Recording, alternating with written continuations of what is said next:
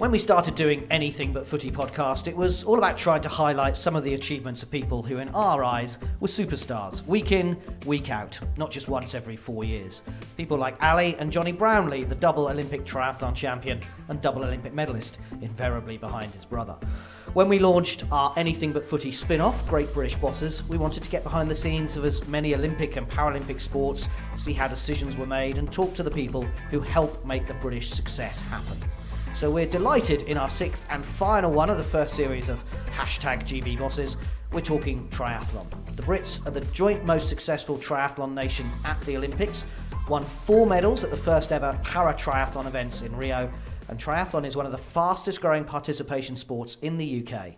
Not bad for a sport invented in the 70s. I'm John. And I'm Michael, and John and I have a combined 4 decades of experience broadcasting about big sports stories and at all the major sporting events. We've reported on the Olympic Games, the Paralympics, the Commonwealth Games, Rugby and Cricket World Cups, Wimbledon, the Open, and World and European Championships in athletics, swimming and cycling, amongst others. We also co-host the weekly podcast Anything But Footy about Olympic and Paralympic sport, which gets over 1,000 downloads every month. And for this episode of Great British Bosses, we're in Loughborough. And I'm Andy Salmon, and I'm the Chief Executive of British Triathlon. Andy, firstly, thank you for having us. It's nice to be here. The weather is horrific, but I suppose it's quite apt that I swam my way here. How I mentioned about the sport started in the 70s, I really didn't know that much about it until really 2012 came along, I'll be honest. I know that it came in the Olympics in Sydney. But firstly, what is the beauty of triathlon in your eyes?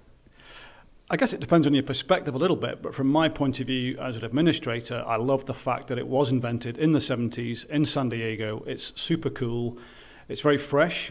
One of the things we're really proud of in our sport is that we have gender equality. So right from the get-go, female athletes were paid the same prize money as male athletes, and that's something that's continued, and that's something that, if you look at the sport now, we're very, very proud of our gender profile.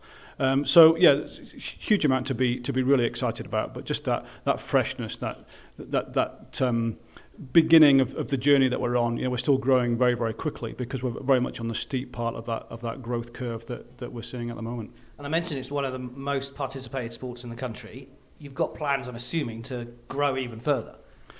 Absolutely. One of the things we keep talking about internally here is whilst we are growing significantly, we mustn't be complacent. And because we're a young sport, if you compare us to a sport that might be 100, 150 years old, we're not in the same place. So yes, we're making hay while the sun's shining, but let's work really, really hard to make sure that growth continues. So we've got some really ambitious plans to introduce more children to the sport, to grow our membership significantly. So it really is an exciting time. What would you say your main role is at British Triathlon? Because when we've been doing this series of Great British Bosses, for example, British Swimming, British Athletics are there to deliver elite medals. British Gymnastics, England Badminton, they're there to deliver an elite programme, but they have a grassroots and mass participation lookout and remit as well. What is your remit then? Yeah, so really the remit is everything. Without getting too complicated, here at Loughborough we have British Triathlon and Triathlon England, and therefore we have responsibility for the entire sport from cradle to grave, literally. So within our Triathlon England operation, we're really concerned with increasing participation, introducing people to the sport, developing clubs, working with our regions, and then watching those young athletes who show some talent to develop that talent so they can progress into the British triathlon sphere, where we really develop that talent even further onto our world-class programme and aspire to compete in the Paralympics and the Olympic Games. And you mentioned gender equality right at the start, obviously something that's clearly important. How big an issue then in some other sports is that gender inequality? I think it's very easy for us to be sanctimonious in triathlon, and we try very hard not to be. It's back to that point I made at the beginning. Because we were invented in the 70s, I think we had the opportunity to set our stall out. My career past was spent in golf. You probably couldn't find a more different sport, which was invented hundreds of years ago in cold, damp, dreary Scotland. So contrast that with San Diego in the 70s, you get where I'm going. So it's been easy for us to set our stall out in the way that we have. And so I'd be very hesitant to be critical of other sports, but I would still challenge other sports. Diversity is a huge topic in sport, not just gender diversity, but all forms of diversity. And we haven't cracked all of them either.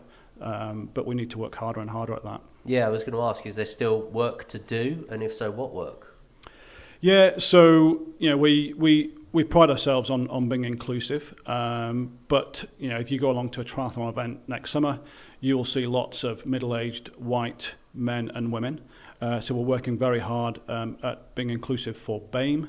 And we're making progress. That starts with leadership. So now, for example, 20% of our Triathlon England board come from a BAME background. So that's really good. So that's the beginning. We now then need to look at the imagery that we use on our website and our news stories, and make sure that the people from the BAME community can see that this is a sport that they can do. The same for LGBTQ+, and all the other forms of diversity that we're concerned with. There's still a lot to do in those areas. Before we talk more about British Triathlon and the aims, and obviously Tokyo coming up, a bit about you, because this is about GB bosses. So sure. you've been in the industry for 25 years, and you mentioned golf. So how do you end up being the CEO of British Triathlon? I think so often, this sort of happens in life, doesn't it? It was literally a shoestring moment where I was a golfer, I worked in golf, did a bit of running. Some friends asked me to come along and do a triathlon relay, and I did the running leg of the relay. I couldn't swim at that time, and I didn't own a bike. And it sounds a bit corny and a bit cheesy, but I was literally inspired. It was a half Ironman event up in Scotland. And I was so inspired, I said to my wife, I'm going to do this race next year. So luckily, she was a very good swimmer. She taught me how to swim. I went out and bought a bike. When you say you couldn't swim at all, or you'd never done open water swimming? I could paddle from one end to the other with some form of breaststroke. I couldn't do front crawl. I couldn't do a length of front crawl. I would drown before I got to the other end of the pool. So she taught me to swim, bought a bike, and I did that half Ironman the following year. And I set myself a target of 6 hours, and I did 5 hours, 59 minutes and 57 seconds. So I was pretty chuffed with that. Well done. And you mentioned Ironman. This is something I struggle with. What's the difference between the Ironman competitions and triathlon? Yeah, and I just made the mistake there of using that term flippantly. Ironman is a brand. So there's an organisation that owns that brand that run races, and they do half Ironman and then full Ironman. Outside of that brand, you would call that long distance or half distance or middle distance triathlon. So it's just a brand, but it's a very iconic brand, and they have their world final in Kona in Hawaii every year in October. So you've outlined your credentials as far as triathlon is concerned, but how did you come to this role then? Yeah, well, I'd hasten to add, I'm not very good at triathlon, so my credentials only go so far. Better than us. Yeah, no, quite literally, that day was a real life changer, because I got the bug. I started to compete in triathlons and improve from being terrible to just not very good. And then the opportunity came up in Scotland, where I lived, to be the chair of the board of Triathlon Scotland. So I thought, well, I'm not really sure, but I'm a golfy guy. I'll give it a go. And they chose to take a risk and take me on. So I did that for a few years, and then after a couple of years, the Scotland board asked me to represent them on the British board. So I joined the British board when Jack Buckner was the chief executive. And so I guess I'd had a little bit of a head start. When the opportunity came up, when Jack moved on to go to British swimming, I thought long and hard about it. And I thought, here's a sport I love. I love everything about it. I love the culture. I love the atmosphere. Why not? And fortunately, the board took a chance and appointed me just over 2 years ago. When you arrived at British Triathlon as a CEO and you walk into your glass-walled office, what are the challenges that present themselves? What did you sit down on day one and think, this is what I need to tackle here? Mm-hmm. Yeah, great question. And how long have you got? I think there are the really practical responsibilities that you have as a CEO. So do we have enough money in the bank? What are our future projections? What are our reserve levels? That type of thing. What are our relationships like with our partners, both our commercial partners and our key partners, UK Sport and Sport England? But for me, it's always, the first thing is always about the people. So it was an opportunity to really get to know the people that worked here, assess how clear they were about the direction of travel, and they weren't that clear. So my first real objective was to clarify our sense of purpose as an organisation, and then on the back of that to establish some really meaningful organisational values that the team, and when I say the team, I don't just mean the staff team, I mean the volunteers, the boards and so on. We did workshops all around the country, developed our organisational values, and that formed what I'm really quite proud of is a one-page strategy which lays out what we're all about. One page Of A4. That was my goal right from the start. Apart from making it meaningful and impactful, it needed to be memorable and succinct. So our vision is 6 words. So most of us can remember those 6 words. Great experiences through swim, bike, run. That is our vision. And so I think if you ask me to really distill what is my key responsibility, is to set that direction of travel and align everybody to that direction of travel, and we're making good progress. Is it fair to say that you guys put on events as well? So obviously everyone knows about the Leeds, or should know about the Leeds event, the World Triathlon Series event there. There's the relay event in Nottingham. And then I think you're kind of doing some road shows over the next kind of few weeks about trying to get local authorities to maybe look at triathlons. You look at any weekend in this country, in your local town, there's a 10K or a half marathon. Yeah. Is that something that you want swim, bike, run to be happening right across the UK? Yeah, triathlon's a very event-realised sport. You don't come home from work and say, I'll just go and do a triathlon. You go and train, and at the weekend you might go and compete. So triathlon events are critical for us. To the first part of your question, we don't deliver very many events at all, but we do deliver some really key events. So the World Triathlon Series event in Leeds next year is absolutely fundamental and at the core of our event strategy. We then have other events where we either appeal to a corporate market, like the Accenture corporate race in Canary Wharf in London that we've done for the last 2 years.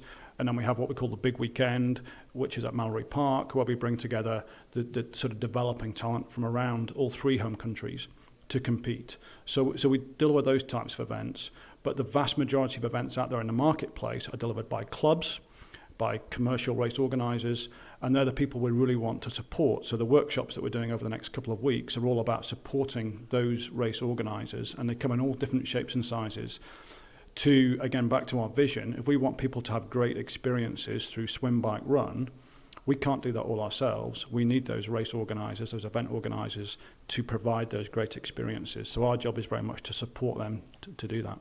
And looking at the stats, I believe the triathlon business to the UK economy is worth £445 million, and that's a 50% increase since 2012.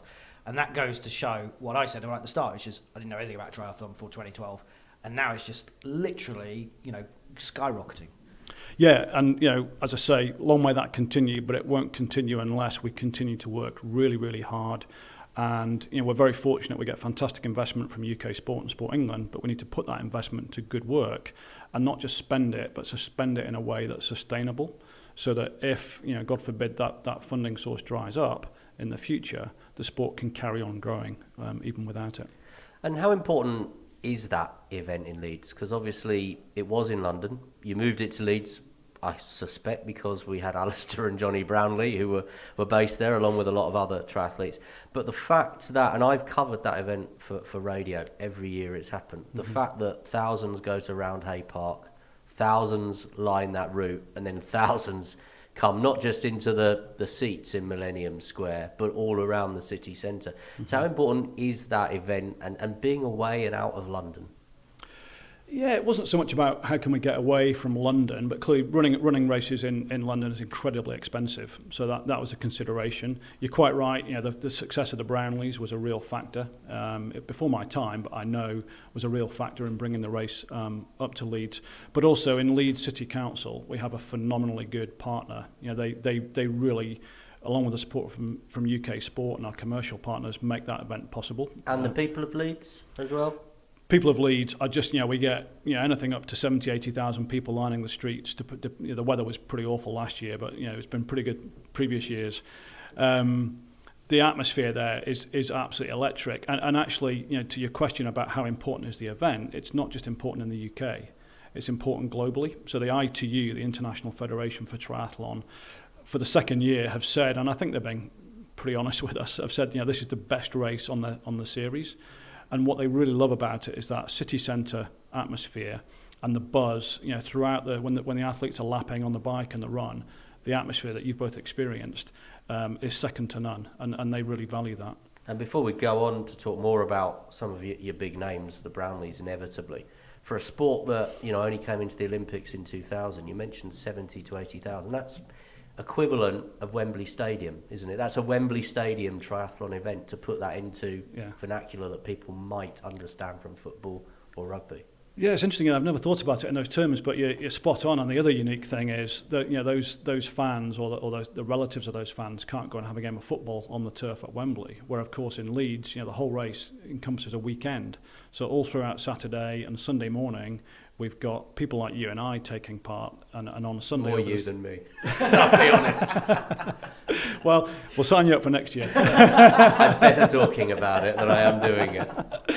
So that's very much part of the magic of triathlon, is that we've got ordinary punters like me, then let's say that, taking part, but then we've got this other phenomenon called age group. We've got these amazing age group athletes who are people who have full-time jobs and busy lives, families and what have you, but they train and they get to a standard where they can compete for GB, and they come along and race on the same course as the elite athletes. It's quite a sight. Yeah, and on the same day, as well as the likes of Ali and Johnny Brownlee in the men's race, and the likes of Non Stanford, Vicky Holland, Jess Learmont, Georgia Taylor-Brown in the women's race. You don't get to have a kickabout, do you, with Harry Kane, and you don't get to throw a rugby ball about, do you? But you can go and line up on the same pontoon in Roundhay Park as the triathletes. Exactly, and finish on that same blue carpet, and that amazing feeling when you cross that finish line is, you can't do that in every sport, as you say.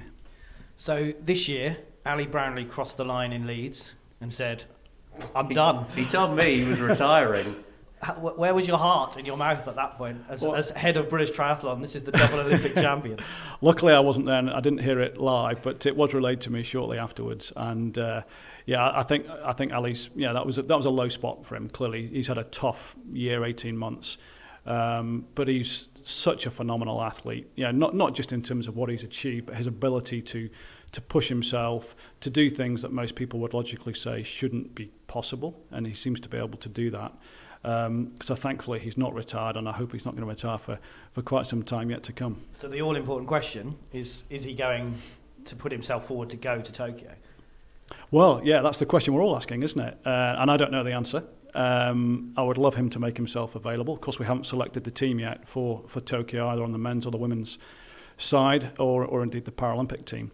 But yeah, of course, a double gold Olympic medalist, the opportunity to do something so special, and coming back for a third gold medal, and indeed win a fourth medal in the relay, if he were selected for the relay team. Let's just hope that's just too much for him to ignore, and he'll put himself forward. And you mentioned that relay. This is again showing triathlon growing. For the first time, there's a mixed relay at the Olympics. So potentially Ali could go, but just be part of the team, or as you say, could go and try and defend his title. Yeah, we're so excited about the relay. When you look at some of the key championship races over the last 18 months to 2 years that have involved relay, actually some of the TV audiences have been greater for the relay race than they have for the individual race. It's just, I'm sure you guys have witnessed it as well. It's so exciting, it's so dynamic, and the race, often in individual triathlon over Olympic distance, the criticism that there is that if you get a big breakaway group on the bike, it can kind of rule half the field out of the race. But in relay, it just seems to ebb and flow so quickly. And at the Olympic test event in Tokyo this year, we had the most phenomenal finish with Alex Yee running the last leg for us. And Jess had done an absolutely blinding first leg and built up a great lead. Unfortunately, Georgia wasn't feeling so well, and she lost a bit of that lead, and then Alex had that last leg, and he was competing with the French in a sprint finish, and that just brought to life just how exciting it is. And I think the ITU are they're to be congratulated, first of all, for pushing the IOC to include mixed relay in the games. I think it's just a real fillip in the arm for the sport. And it also means for the sport of triathlon, and you as head of GB triathlon, the joint most successful Olympic, in the Olympics, means that people can win multiple medals. It's, in swimming, where you can win 3 or 4 medals, while you're out there, sometimes in athletics as well. It's great to see that they can become bigger than just an Olympic champion. They can be, a 2 times Olympic champion. Exactly. And there's early stage discussions going on with the IOC about adding another race format, hopefully for Paris maybe, but if not for Los Angeles. So, there could be potentially 3 medal opportunities, or perhaps the opportunity for us to take a bigger team.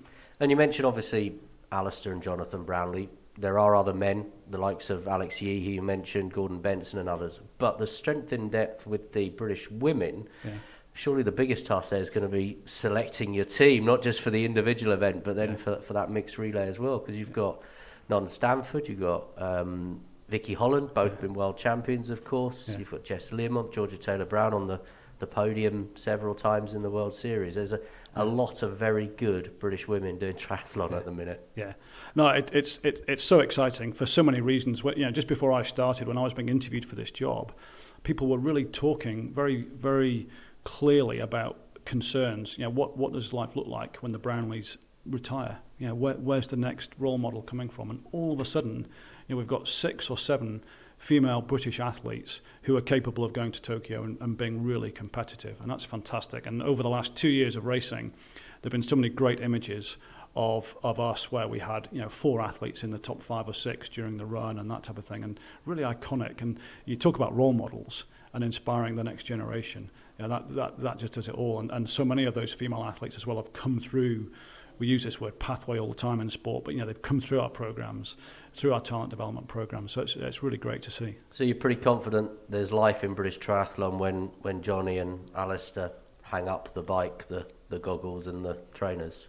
Yeah, we've got some really talented young guys coming through. You mentioned Alex Yee, and when he's in full flight on the run, he's a sight to behold, and he's such a great character as well. And people like Ben Dystra, Tom Bishop, Gordon Benson, there's more depth there than perhaps some people realise, and lots and lots of talent coming through the Home Nation programmes. So, things do go in cycles a little bit, but will there ever be another Alistair and Johnny Brownlee? Maybe, maybe not, but there's certainly a plethora of talent coming through. John mentioned obviously his first kind of introduction to triathlon was in the lead up to London and 2012. I can remember sitting up in the middle of the night watching it in Sydney. I can remember in the build-up to the Sydney Games that Tim Don was really someone that a lot of people were predicting was going to win a medal. The other narrative ahead of Sydney was that there were going to be sharks in Sydney Harbour and they were going to eat the triathletes. The narrative, of course, in Rio was about water quality and whether that was going to be an issue. Yeah. Have you got any concerns ahead of Tokyo? Obviously, we've seen marathons and the race walks moved because of the heat. Sure. Do you have any concerns about temperature, water quality? Yeah, I mean, athlete welfare is always the first consideration. Of course, we're in the serious business of preparing athletes so that they can go ahead and win medals, both Olympic and Paralympic, but athlete welfare comes first.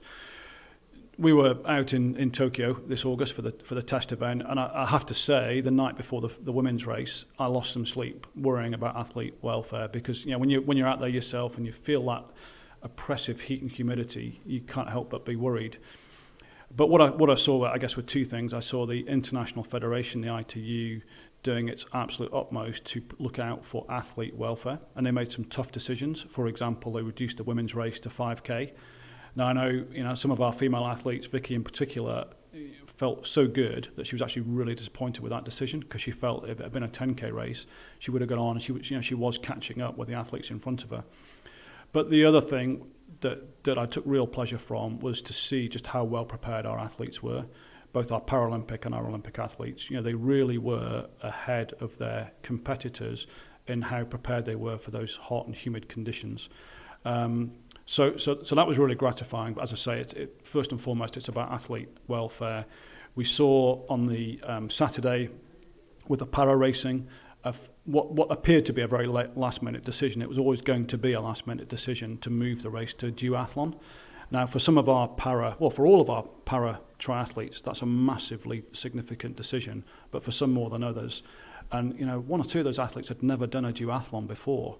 And depending on the disability that they have, to actually run twice is a hell of an ask of somebody. But they coped brilliantly, and the results were really good. That event wasn't all about results. It was about how well prepared we were for those conditions. So we were very gratified. But I'm satisfied to your question that I think the ITU have done everything they can to take into account those weather conditions. There's more that will be done. We know that will be done, that wasn't done for the test event, that will be done for the race next August. Does it then surprise you the IOC have said, well, we're going to move the marathon and race walk? I suppose to some extent it surprises me. I try and focus on it's not even the controllables, but what's in my realm of influence. And of course it's relevant that the marathon and the walk have been moved to somewhere where it's going to be a little bit cooler. But triathlon is very different. The temperature and the quality of the water is really, really significant for us. That clearly isn't a consideration in a marathon or a walk. And the temperature of the water influencing how hot or otherwise those athletes are when they come out of the water is absolutely essential in triathlon. So that's what it's all about. Let me talk to you then about Jess Learmonth and Georgia Taylor-Brown and crossing the line hand in hand in Tokyo. It obviously got quite a lot of coverage, quite a lot of column inches. How did they not know the rules? Well, clearly they didn't know the rules. I thought you might mention this. Thank you. Yeah. I was literally right there at the finish line. I thought, what a great moment. We've shown that we've got the one and the top two athletes on the day, and then of course the logic kicked in and the rules. And the rules were applied correctly by the ITU, first of all. They got it right, didn't they? They got it right, yeah. I know there was a lot of chat afterwards about whether or not they did, but they got it right. They interpreted the rules correctly. The rule was there for a purpose, to ensure that there's proper competition. So the girls didn't know the rule, that was clear. They accept a certain amount of responsibility for not knowing the rule. Every athlete should know the rules, but we also accept responsibility, and we will be working harder in the future to make sure that all of our athletes are aware of all of the rules. Because obviously we'd had the situation the previous year with the Brownlee brothers where one threw the other across the line, so you presume that Alistair was aware of what would have happened if he'd carried his brother over the line. Yeah, although slightly different, those two things are often muddled up. They're actually quite different things. The Alistair Johnny thing in Cozumel in 2016 was about helping another athlete across the finish line, whereas this one was about not competing across the finish line. So both are addressed separately within the ITU rulebook. But at the end of the day, as I said earlier, we took our teams to Tokyo to prepare for 2020. We didn't, the results were clearly of relevance, but whether we came first and second or crossed the finish line first and second and were disqualified from a performance point of view wasn't essential. It was really disappointing and challenging for the girls because they lost some prize money, and that's a real shame. And it was a painful lesson to learn.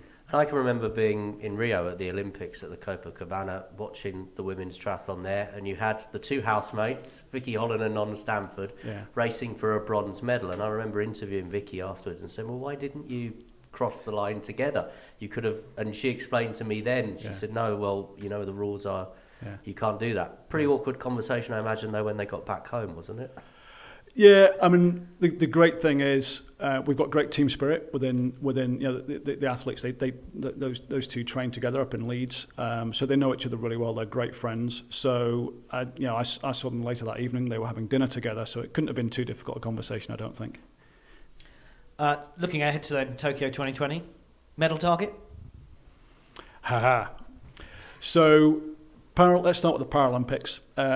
We're in a really great place with the Paralympics. I'm gonna go for 6 medals. Wow, 6 medals. Yeah. In the Paralympics. In the Paralympics. And the Olympics. Olympics, I'm gonna go for 2. Just on the Paralympics, you're obviously a new sport in Rio.